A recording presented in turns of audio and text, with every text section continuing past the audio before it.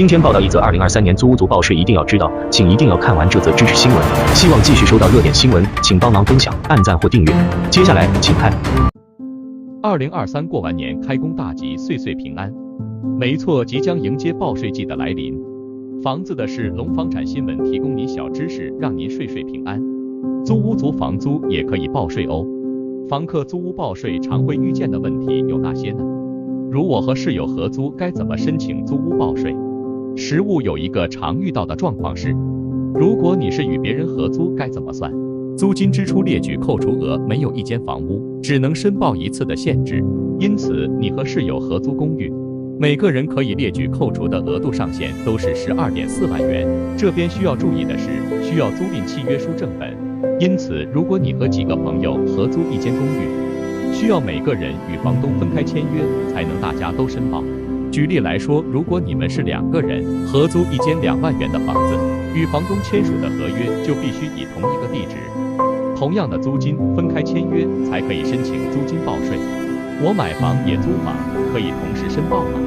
有一些朋友老家住在中南部，在北部工作租房定居，因为中南部房价相对便宜，在租房同时也同时在中南部置产。如果遇到这种情况，租屋同时也贷款买房，遇到这种情况，列举扣除只能租金支出或房贷利息择一申报。因此，身为纳税人需要选择自己最有利的方式。房租报税标准扣除额，列举扣除额怎么选？在所得税申报时，标准扣除额、列举扣除额可以择一申请。那这2个方式应该怎么选呢？简单来说，我们可以以12.4万元为基准。如果你的列举扣除额超过基准，那就选择列举扣除额申报；没有的话，就选用标准扣除额报税。如果你是在外租屋的单身无壳蜗牛，每月租金以13000元来计算，1年下来租金支出共15.6万元。这时列举扣除额一定会大于标准扣除额，因为房租的列举扣除额已经12.4万，还可以再累加其他的列举扣除额，所以使用每年最高12.4万元的租金支出列举扣除额来进行报税比较划得来。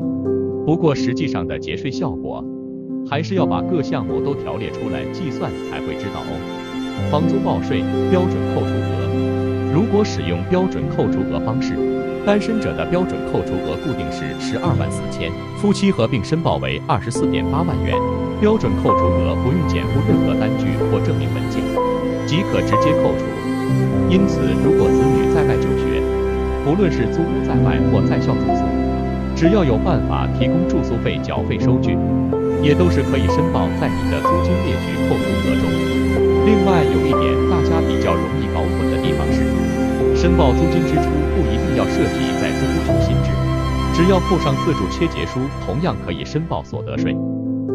感谢您收看龙房产热点新闻，我们将陆续推出您关心的房产热点新闻，请帮忙点赞鼓励我们。想持续收到热点新闻，请订阅我们的频道哦。